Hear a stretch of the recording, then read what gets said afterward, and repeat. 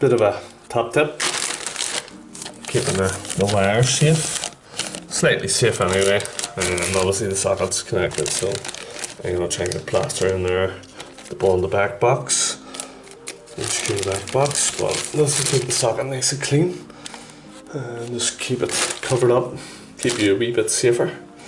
Again, probably should turn off the electric to be 100%, I do recommend that, so there we go. Just going to take that wee one off,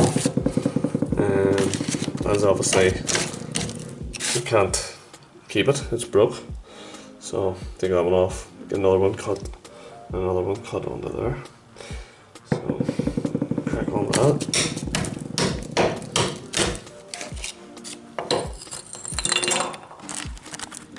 Very clever guys, just to run the knife up the likes of that one and break that grout so you don't keep pulling all the tiles off.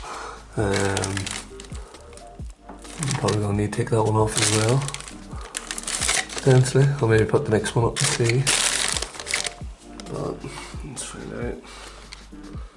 But again, yes guys, run the knife up here before I pull it off, just to be safe. So you can see I've cut that out and should break away without taking all of it with it. I'll need the hammer just to hit.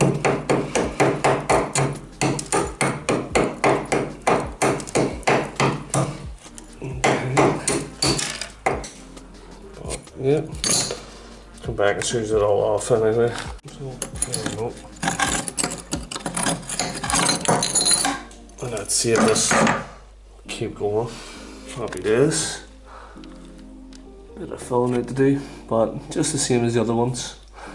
No problem. So just knocking up a bit of plaster to build everything out here. Some make good actually here. And that's it all filled guys. Taking the heavies out. Get another wee bit around this. But get us a look at this one. The big massive holes gone. It's a bit tighter around the socket and stuff. It'll help the tile adhesive bed in. So give me something to work with. So not filling it all out, wasting expensive tile adhesive. So before I actually bed them on, just have to cut them up. Most of them are round sockets, as these were single sockets that could change to doubles. So using a very good cutting tool there. It's got a porcelain blade on it, so it can cut porcelain tiles, so these ceramic tiles are no problem to us.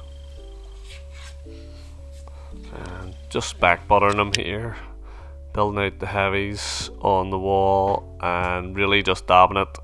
I don't have a lot of stuff here.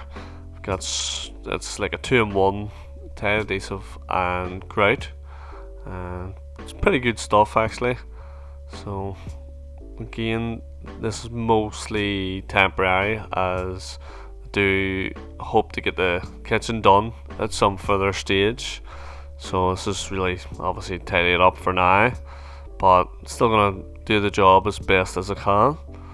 And this shows again, if I had a bit more adhesive, I would coat the whole back and probably put a nice wee coat on the wall.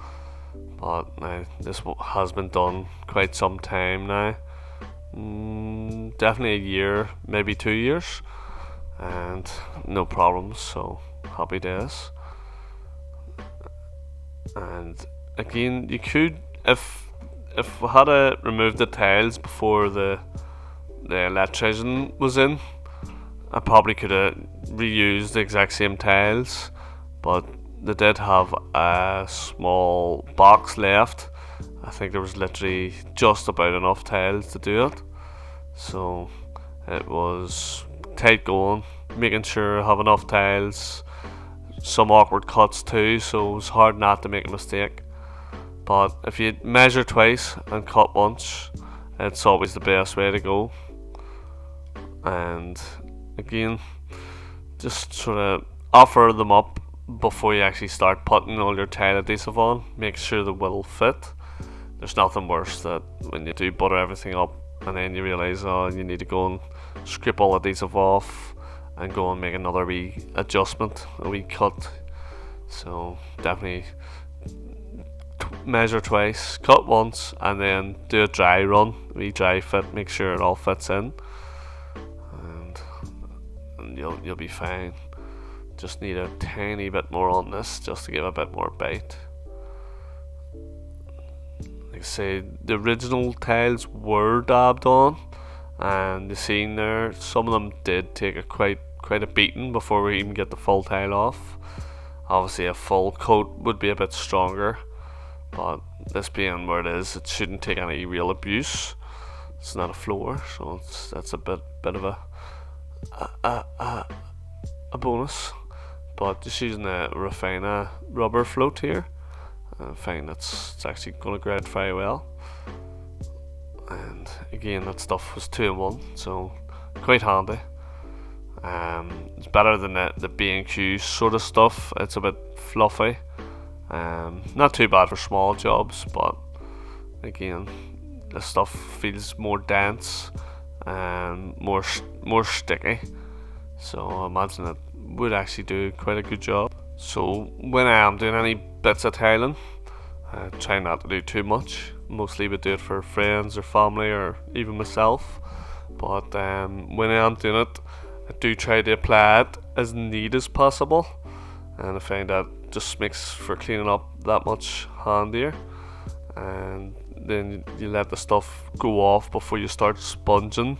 You sort of want it where it's resisting your fingernail print. You don't want to be going at it straight away. You can wash the tile, but try to avoid the grout lines, or otherwise you'll just dilute that stuff and potentially just wash it out. You can see it's starting to clean up well here. Again, always awkward wee things to do working around sockets, whether plastering or tiling or whatever it has to be. But it is what it is, and this is the sockets all tightened back on. Everything pretty much clean. It's coming in well. Just need to tighten that one back up and give it an extra wee scrub. And again, that's the job done.